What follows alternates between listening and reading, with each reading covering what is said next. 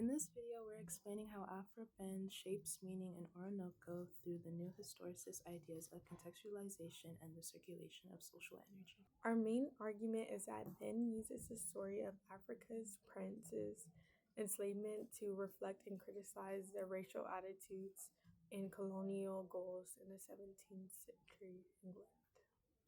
First, for contextualization, Ben sets the novel during the Atlantic slave trade and English colonial expansion, and she uses real historical conditions to help readers understand Oroonoko's betrayal and suffering. For example, Oroonoko is tricked by an English sea captain who pretends to be his friend, gets him drunk, and then chains him and help his men on the ship.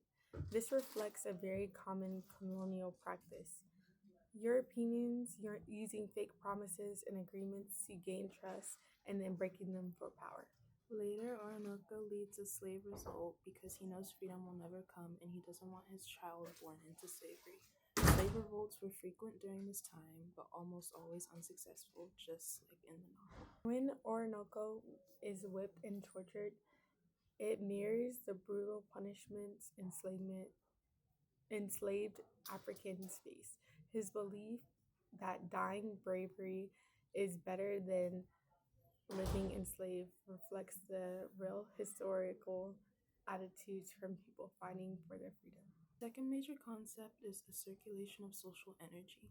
This describes how ideas about power, race, nobility, and resistance flow through the story. Ben blurs cultural boundaries by representing Oroonoko like a European hero, noble, educated, and honorable, while placing him in an African and colonial setting.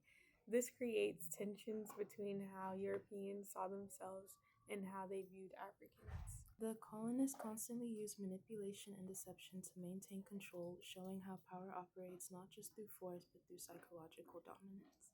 Oroonoko's identity as a prince carries symbolic energy.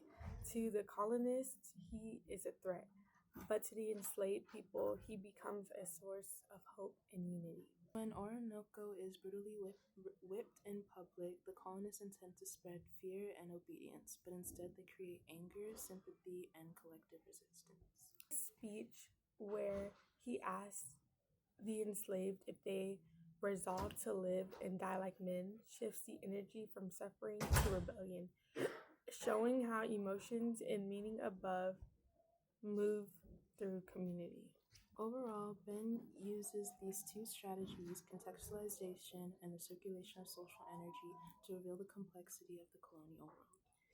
Through Oroonoko's story, we see how ideas about race, power, and resistance were shaped by history and how they continue to circulate through society. Thank you for watching!